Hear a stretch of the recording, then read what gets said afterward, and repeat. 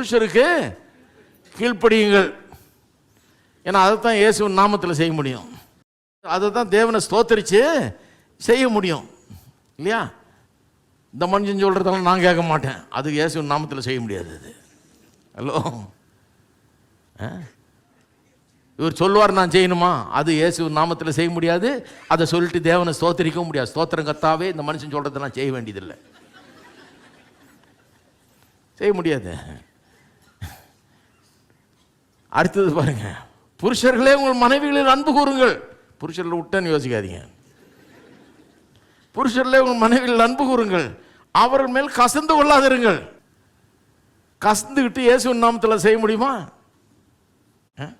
சீப்போன்னு இயேசுவின் நாமத்தில் சொல்ல முடியுமா?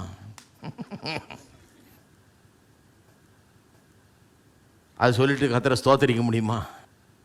நல்லா யோசித்துக்குங்க. உதாரணம் கொடுக்குறாரு, சொல்லிட்டார் முதல்ல, இப்போ உதாரணங்கள் கொடுத்துட்டே வர்றாரு. அடுத்தது பாருங்க, பிள்ளைகளே, பிள்ளைகள்லாம் எங்கே இருக்கீங்க? நல்லா கவனிங்க, எல்லாருக்கும் இருக்கு பிரசங்கம். பிள்ளைகளே உங்கள் பெற்றோருக்கு எல்லா காரியத்திலையும் கீழ்ப்படியுங்கள், இது கர்த்தருக்கு பிரியமானது. அதை இயேசுவின் நாமத்தில் செய்ய முடியும். பிதாவாகிய தேவனுக்கு ஸ்தோத்திரம் பண்ண முடியும். இந்த பெருசுக்கு ஒன்றுமே வழங்க மாட்டேங்குது. அப்படி பண்ண முடியாது, அது செய்ய முடியாது. இயேசுவின் நாமத்தில் சொல்ல முடியுமா? நீங்கள் பிதாவாகிய தேவனை ஸ்தோத்திரிக்க முடியுமா? முடியவே முடியாது. வேதவாசனம் சொல்லுது, பெற்றோருக்கு எல்லா காரியத்திலும் கீழ்ப்படியுங்களுக்கு கர்த்தருக்கு பிரியமானது. கர்த்தர் குடும்பத்தை உண்டாக்கியிருக்காரு. ஏன் அப்படி கீழ்ப்படி சொல்கிறார் பாருங்கள். உலகத்தை பற்றி கூட அப்படி சொல்லியிருக்குது.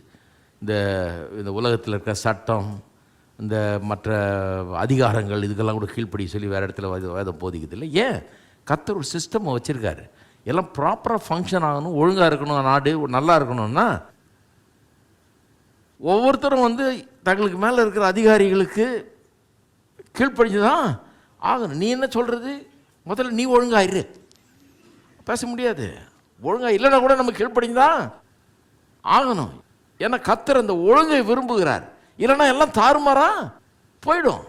அப்போ குடும்பங்கிறது அதை காட்டில் ரொம்ப முக்கியமான பேசிக் யூனிட்டு.